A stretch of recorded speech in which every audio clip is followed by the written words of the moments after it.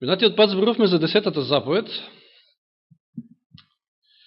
или проповедта ја нареков не посакувај.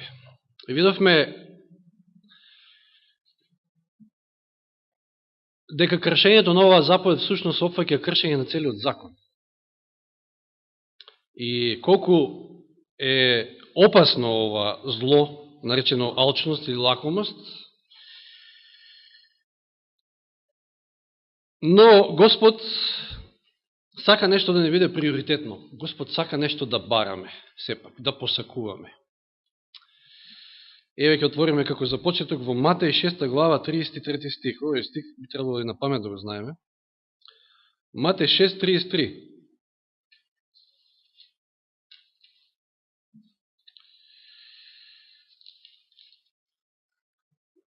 Но барајте го најнапред Царството Божјо и неговата правда, и се ова друго ќе ви се додаде.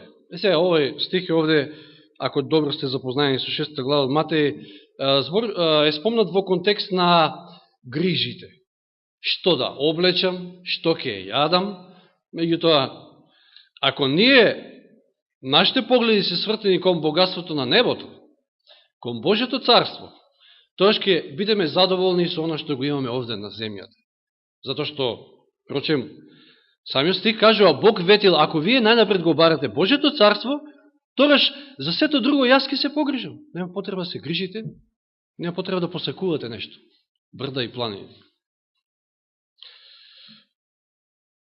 На тој начин ќе имаме и задоволство, ќе бидеме задоволни, автоматски со тоа незадоволството е истиснато и човек кој живее еден исполнет живот и нема потреба да посакува нешто што е туѓо. Ќе ја држи и таа 10-та заповед. Но, сега кога вели, барете го најнапред Божјото царство. Што е тоа сега Божјото царство? Знаете, кога ова Исус им го зборувал на евреите, мислите лесно им било да го сватат? Еве, ним им е упатено тоа, на гората на блаженствата, барете го најнапред Божјото царство. На што можеле да се повикат евреите во тоа време, кога е станал збор за царство? Како го сваќале тоа? Можеле да се повикат едино на она во кое што живееле, во реалноста. Значи, тие биле покорени од Рим, го гледале Римското царство, силата и моќта на Римското царство. И сега, тоа им била референтна точка. На тоа можеле да се повикат, да споредат. И си велеле сега, Божјето царство е нешто посилно, помокно, нешто што ќе го истисне Римското царство. Каде што ние тука ќе бидеме сега главните, ние ќе владееме заедно со Господа. Меѓутоа, интересно е, Исус им доаѓа, им вели, тамо од 13 глава, Матеј не мора да отварат, им вели, Божјето царство е како семе синапово. И сега новија ми чудно, како се јас. Божјето царство е семе синапово. Не вели семе синапово, меѓутоа прилега, ако читате тамо во овој превод ревидираниот, прилега или е слично на семе синапово, или Божјото царство прилега на квасец. Ево, може жените малку повеќе ги разберат, ама па како квасецот сега со Божјото царство поврзане? Божјото царство прилега или е слично на нива со закопано богатство. Божјото царство е слично на мрежа и така натаму. Значи, пазите сега, Исус го напуштил небото и доаѓа, се раѓа како човек меѓу нас. И сега како на нас да ни го представи Божјото царство? Знаете, не е лесно. Јас си кажам, ја бев во Шведска. И сега некој од вас си каже, добре, ја во Шведска не сум бил, јас сум бил во Швейцарија. На земјата си и таа. Како да се на друга планета, во однос на она што го имаме ние во Македонија, јас така знам да кажам. Бев во Шведска, бев како на друга планета, да кажам. Сосема поинаку, меѓутоа сепак е на земјата и таму расте трева, дрвја и значи можете на некој начин да сватите кај сум бил и што од прилика. Меѓутоа некој доаѓа од небото и сега на вас, на земјата, треба да ви објасни какво е Божјото царство. Тешко е. И сега им вели како квасец, како нормално. Она што Исус сакал да го каже е да ги ослика начелата на Божјото царство. Тоа е она што е битно. А овие се занесувале дека, следува ново царство, царство кое што ќе воспостави еден ред, кое што ние ќе бидеме главни, царство кое што е посилно, помокно, пославно од римското. под чиишто окупација че биле веќе долги години. 100 и кусур години веќе. Значи, сметајќи од тоа, од кога, значи, завладеале римјаните. Значи, Божјото царство не е како Рим. Не станува збор за сила, за моќ, за слава, за владење, за доминација. И сега може би еден од така потешките текстови, каде што исто така Исус кажува парабола, е Матеј 20 глава. Матеј 20 глава, и оваа глава Исус ја започнува со зборовите, значи им кажува парабола, им вели, зашто царството небесно прилега, ево повторно тој збор, на домакин кој излегол наутро рано да изнајми работници за своето лозие. Е сега, пред да навлеземе во оваа 20 глава, да видиме кој е контекстот. Во кој контекст? Зошто Исус ја кажува оваа парабола во овој момент? Што се случува во 19 глава на Матеј? Е сега, некои стихови ќе се поклопуваат со оние кои што ги спомнавме минатата сабота, кој зборувавме за лакомоста, за алчноста, кој што била и проблем на овој богат младиш, спомнат во 19 глава, меѓутоа сега во еден поинаков правец зборуваме. Значи, имаме овде еден богат младич, млад човек, кој што се среќава со Исуса и му поставува прашање во 16 стих од 19 глава. Учител е добар, вториот дел стихот да читам. Какво добро треба да направам за да имам живот вечен? Што треба да правам, со други зборови, за да се спасам? Што треба да правам за да влезам, да го видам тоа Божие царство? И сега, сметајќи се за фарисеи, а знаете, фарисеите сметале дека ако некој треба да влезе во Божие царство, тоа се они први. Зато што тржат законот. Евреине, значи му припаѓа на него спасението, не е незнабожец, а евреите им припаѓа спасението, така верувале.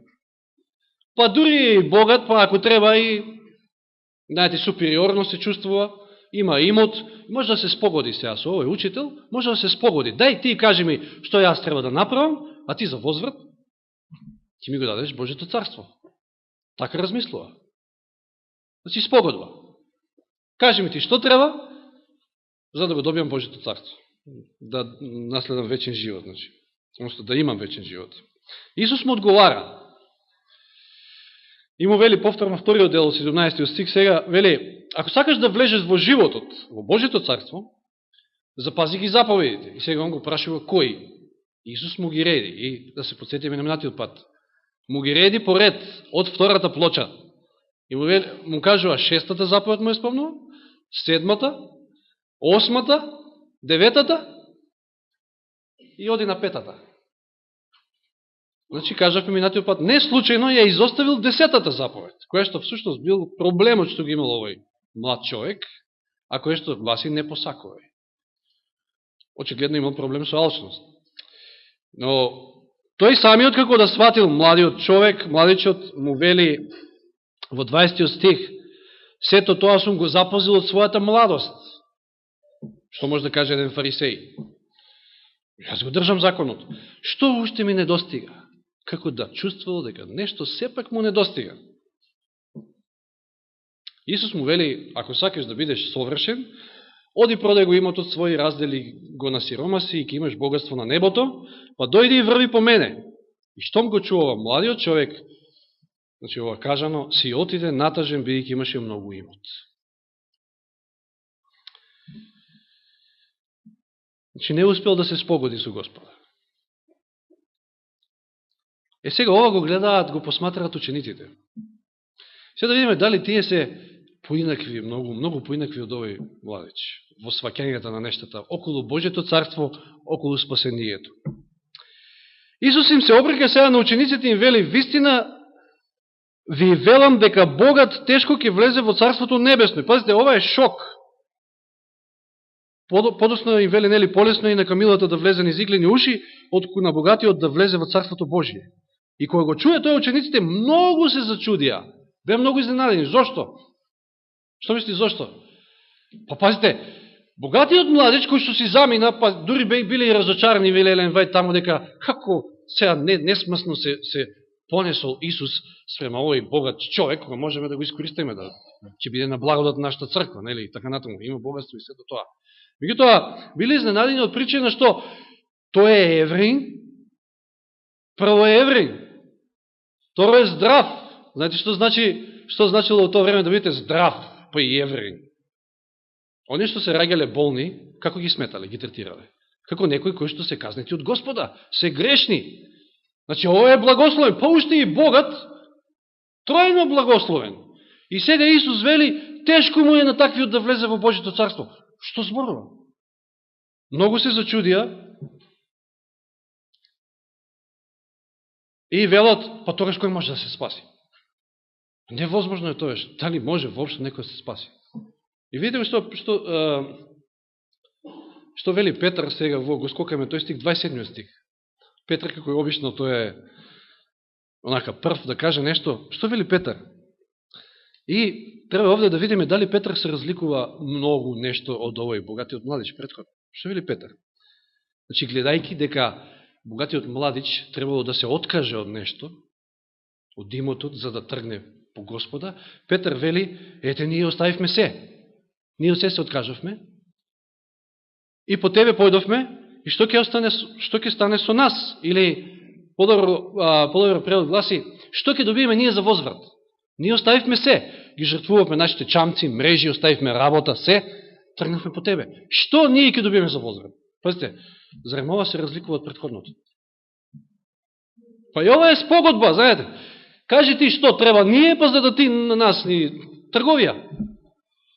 Да се спогодиме.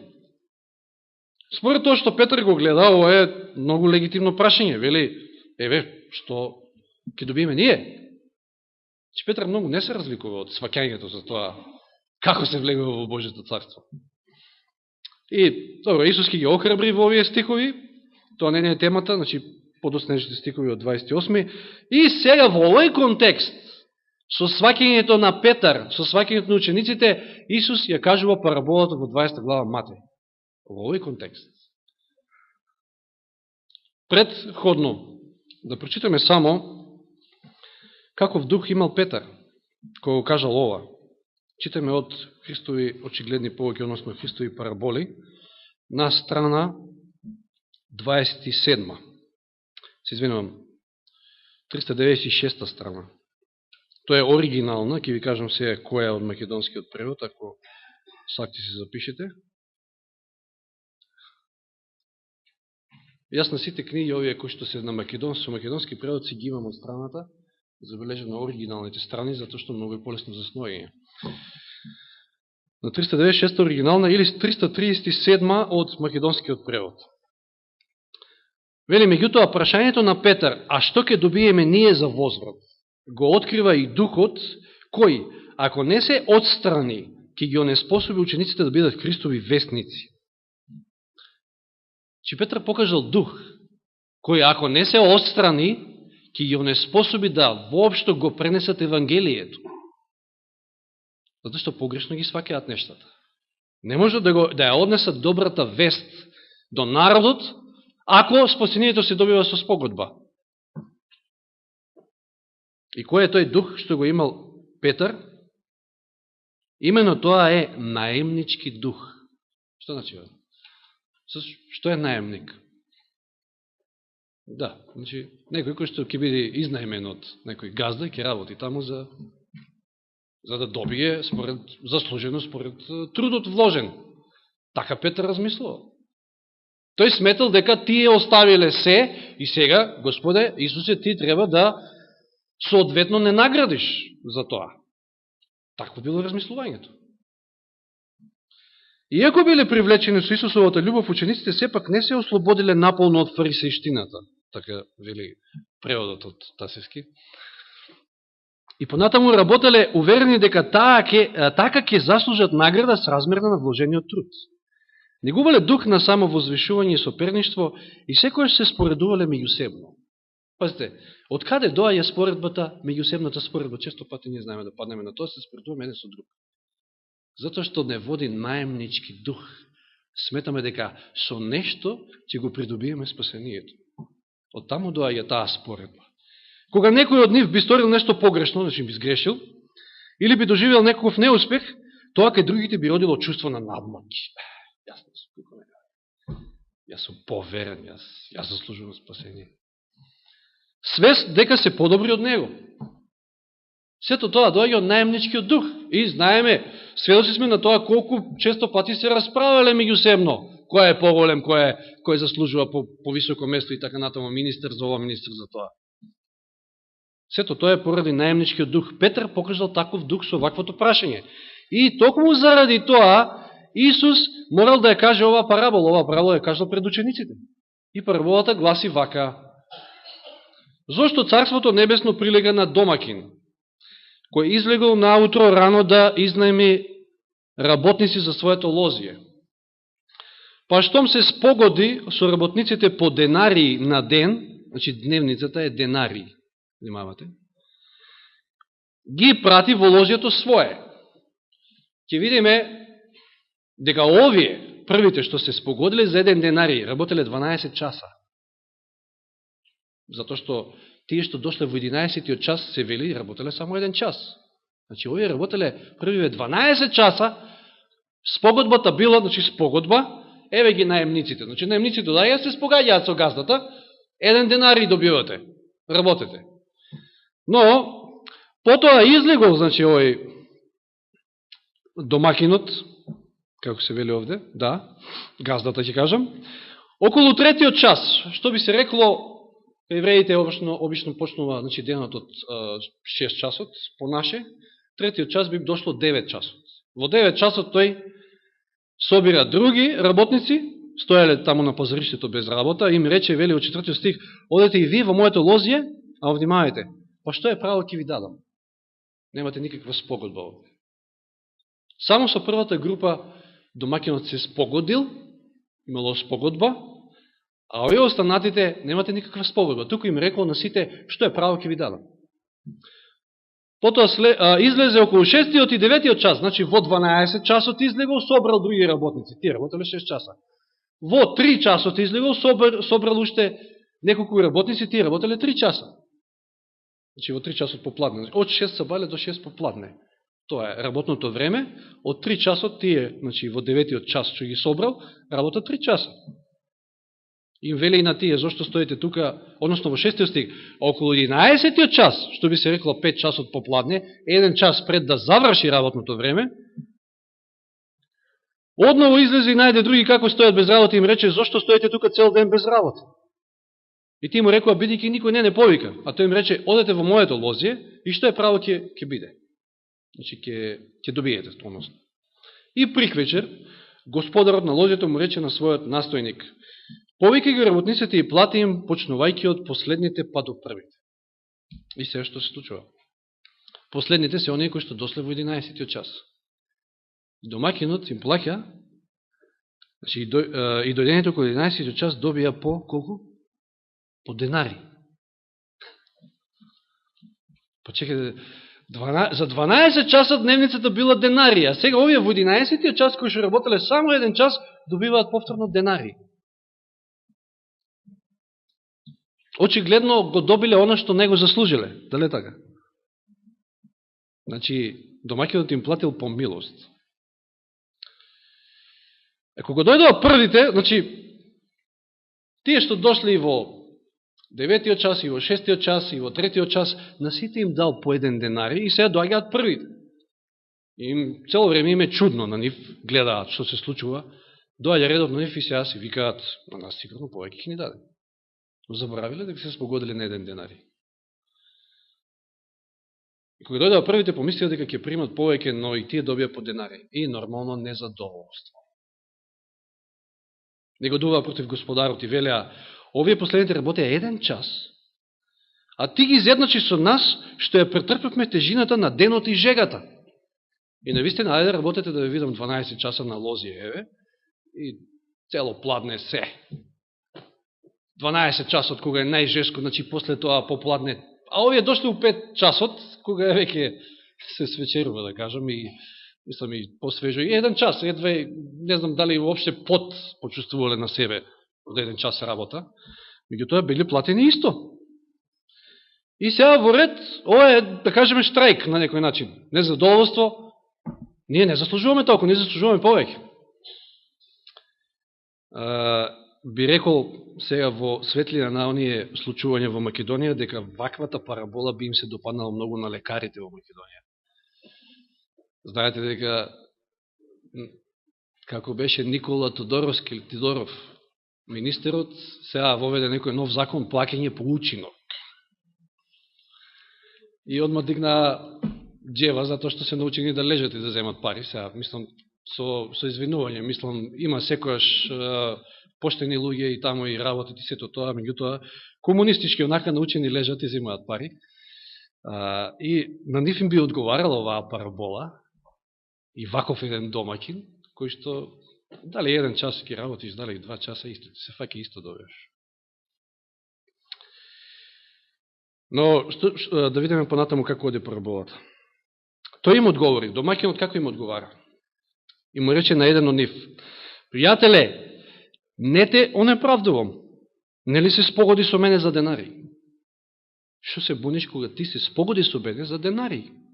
Е се што се случува со овие, зошто јас на овие сега им дадов исто по толку? Еве зошто? Вели, земи си го своето и оди си. И на овој последниот сакам да му дадам колку и на тебе. Јас така сакам, така ми е мене мило. Значи, јас овде не плаќам според тоа колку ти си заработил, туку според тоа колку јас сакам, по милост. Зарем немам право да чинам со своето јас што сакам? Јас сум газдата на крајот на Христа. Или ти е окото завидливо зашто сум дарежлив? Значи, за да стигнете во Божјето царство, Господ не плаќа по учинок. Знаете, ако беше така, тоа беше, не знам како ќе беше спасението. За време на средниот век една црква се збогатила на тој грб, токму поради ова. Колку повеќе парички ќе тропнат, толку повеќе гревови ќе ти бидат простени. Сосема искривување на Евангелието. Не, ние сме спасени по милост. Со вера. Значи, овие преостанатите групи, освен првата се спогодила, меѓутоа, оние што дошле во 3-тиот, во 6-тиот, во 9-тиот и во 11-тиот час, колку очекувале? Што очекувале? Да бидат платени. Значи, они се подпреле на добрината на домакинот, на газдата, а овие другиве правиве на спогодбата. Толку се спогодиле, толку ќе добијат. Што очекуваат повеќе? Че немате поучинок плаќање. Значи, царството е како оној домакин, ќе кажеме, кој на сите им платил еднакво. Им платил според својата добрина, а не според сработеното. И со други зборови, Исус му вели на Петар: Петре, не очекувај соодветна награда. Затоа што Петар тоа очекувал. Ние оставивме се, сега, што ќе биде со нас? Што ти ќе ни дадеш за возврат? Така во Божито царство не стојат работите. Тоа не е начело на Божито царство. И гледаме овде негодување. Дали се сеќавате на една друга парабола, каде што на еден му била укажана толкава голема милост, што овој и другиот негодувал на тоа нешто. Да. Че повторно ќе ја спомнеме таа парабола, минатиот пат ја спомнавме, јас затоа ви кажав ќе се поклопат некои стихови, ама сосема во еден друг правец сега дискутираме. Лука 15 глава, параболата за блудниот син. И сега нема многу баш и да читаме, затоа што многу добро ни е позната, или за загубениот син овде, гласи насловот. Значи човекот имал 2 сина и сега помалиот син и му вели на својот татко: тате, дај ја и ти да се спогодиме. Дај ми ти јас што треба да земам и јас ки си гледам чаре. Како што спомнав минатиот пат, доста ми е веќе од оваа земјоделска работа овде, сакам да видам живот, кидам во град, во Лас Вегас. Ке се коцкам, ке пијам, ке што сакам ке правам јас. И нормално е, како што кажавме за време на пуката, таткото, Отецот Небесен, дава слободна волја, одлучите што ќе правите. И знаеме дека ги потрошил парите и паднал на тоа дередже, да, во таа незнабожечка земја морал да ги чува свињите, Еврин, пазите. и немал ништо да јаде. Свињите јаделе пред него, гледал, тие јадат, тој нема што да јаде. Че веројатно многу и не бил ни платен тамо. Кој знае што се добивал и за таа работа. Како и да е, 17 стих, значи од Лука 15 глава, ни вели, а кога дојде на себе си, рече, сега јас ќе кажам, не дека баш многу дошол на себе си, ќе видиме зошто. Ама сепак, ете, се сетил и си рекол, чекај, кај татко ми има толку многу наемници, ја гледате ли поврзаноста сега? Петар имал наемнички дух, богатиот младич имал наемнички дух. Зборувавме за наемниците во лозијето, параболата што ја кажува Исус. Овде исто имаме наемници. И си вели, колку наемници кај татко ми имаат леб во изобилие, јас пак тука умирам од глад. И што рекол, ке станам, 18 стих, и ќе отидам кај татко ми, ќе му речам, татко, сгрешив против тебе и против небото, и не сум веќе достоен да се наречам твој син, но прими ме како еден од своите наемници. И стане и отиде. И таткото, како и секој татко, кој што го љуби својот син, неверојатна радост почувствувал кога го гледа назад, го изгушкал, а почнал да зборува, татко, знаеш, јас не сум достоен да се наречам твој син и... Забележуваме дека вториот дел го нема. Примеме како еден од своите наемници, тој дел го нема. Зошто? Затоа што за таткото синот е син. Може да биде слуга. Ето има врска со она, минатиот пат што зборувавме. Мора да си го познаваме својот идентитет. Ние сме синови Божии. Не сме наемници. Затоа треба да се решиме од наемничкиот дух, ако го поседуваме. Не, Господе, јас, кажи ми ти што треба, јас ова, ти тоа. Да се спогодиме. И сега, интересно е со постариот син. Доаѓа постариот син и слуша забава. Се радуваат затоа што помалиот син се вратил кај својот татко. И откако го прашува еден од слугите таму, што се случува, и овој му кажува дека твојот брат се врати, па татко ти го заклас гоеното теле и се радуваат. И тој се налути, 28 стих, и не сакаше да влезе. Не влего. И тогаш излегува, веројатно му пренеле на таткото, и таткото излегува и сака да го намоли сега синот да влезе. Но тој вели, што вели? Значи го молеше, 29 стих, а тој му одговори на татка си, му рече, еве ти служам толку години и никојаш не ја прекршив твојата заповед, значи држам сите заповеди, се, трудолюбиво се трудам, се, завршувам како што треба, и мене не си ми дал ниту едно јаре, за да се провеселам со моите пријатели. Каков дух открил овде постариот син? Истиот дух што имал и Петар. Наемнички дух. Тој открива дека бил цело време кај татка си, да работел за да ќари нешто, да добие нешто. Заборавил и тој дека мој син. Како и првиот. Првиот доаѓа со мислата, татко, прими ме барем како наемник. Каков наемник? Ти си ми син. Овој вториот исто цело време е дома, цело време работи, црнчи, покрај сите други наемници, забележавте, имало повеќе наемни, имало и наемници овој таткото, ама и синот со нив работи и тој бил обземен со истиот дух, наемнички дух. Сметал дека може да заработи. Внимание, љубов. Ова зборува, значи, сето тоа во контекст на тоа какви начела постојат во Божјото царство. Че ние, видите како општеството е сосема поинаку во однос на она какво е Божјето царство.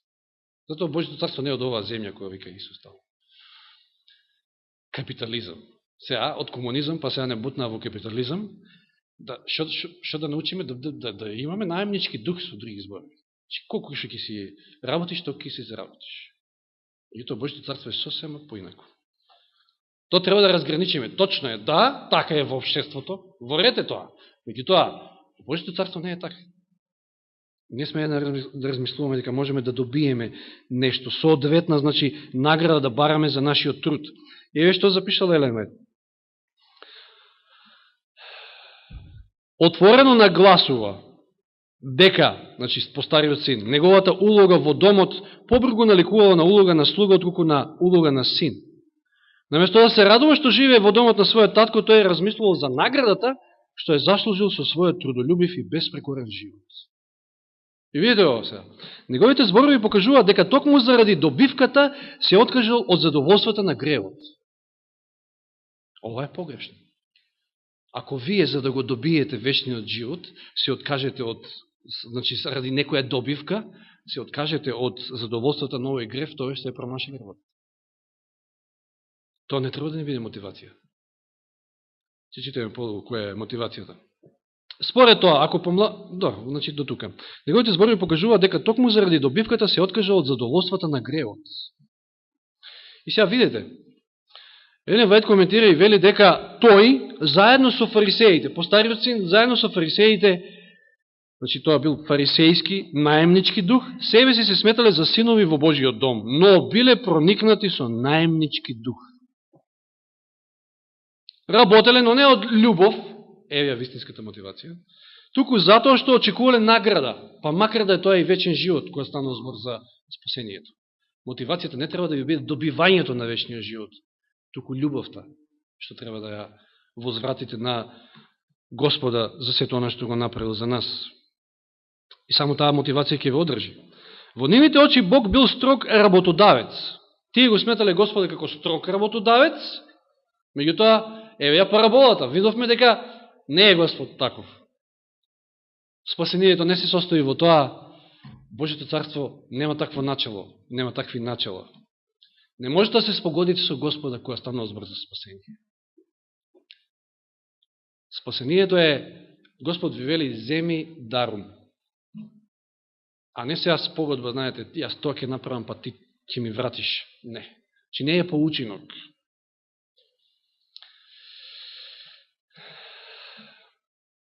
И уште, дали треба и ова да го спомнем, минатиот пат го спомнавме. Што му вели, значи, откако го покажува незадоволството по стариот син, му вели, мене ништо не си ми дал, а јас верно ти служам, а на него, кој што ги потроши парите по блудници, по коцка, по ова, по она, ти сега на него му правиш ваква веселба. А мене ништо не си ми заколо, ништо едноставно. Ништо не сум добил. А тој му рече, синко, ти секојаш си со мене, и се мое е и твое. Секавате ми на тој пат спомнавме, ако го знаеме својот идентитет, дека сме Божји синови, тоаш нема што да бидеме незадоволни, се што е Господово сега и наше. Се мое и твое.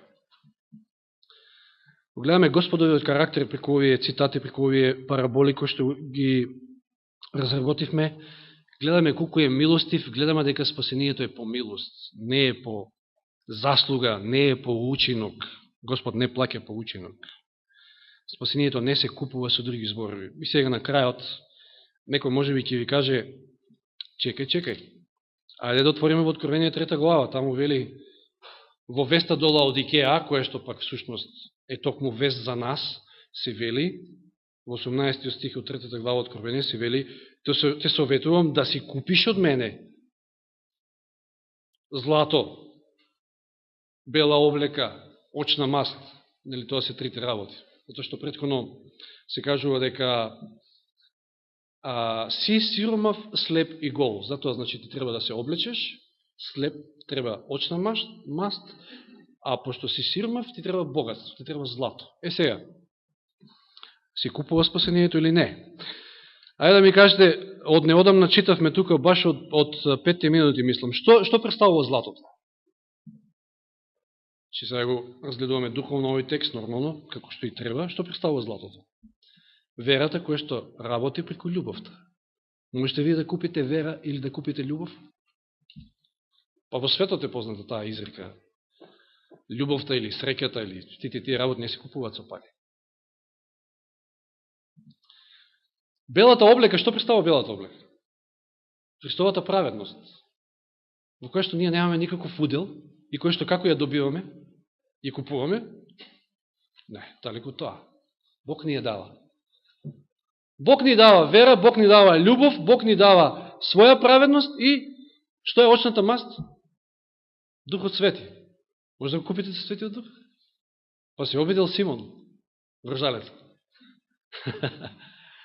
Кога видел дека апостолите полагаат раце и таа сила, значи, произлегува кога е од нив и си замислил, еве, јас нудам толку и толку, само дајте ми на мене од Светиот Дух. Што му рекол таму повторно Петар? Со други зборови, море, носи се и ти и твоите пари. Тоа така не бива. Значи, ако Светиот Дух го дава Господ, односно, Господ го дава Светиот Дух, се извинувам. Ако Господ ја дава белата облека, ако Господ ја дава љубовта и верата, тојаш, што е тоа? Што значи тоа купи? Значи, дека нешто кошта, нешто чини. Не се купува тоа со пари, не е. Меѓутоа тоа чини, што чини? Вие треба да се предадете. Господ сака вие да бидете наново родени, да бидете ново создание. Значи, нови мисли, нови чувства, некако вие што размислувате. Меѓу другото, тука е и наемничкиот дух, кој што треба да го предадете, да го оставите, да сватите дека не била така. Господ спасува по милост. Значи, затоа е искористен во овој случај изразот купи, затоа што чини кошта. Токму поради ова чини или кошта, многу луѓе денеска не сака. Значи, на крајот повторно ќе кажеме, ќе бидат спасени оние кои што сакале да бидат спасени.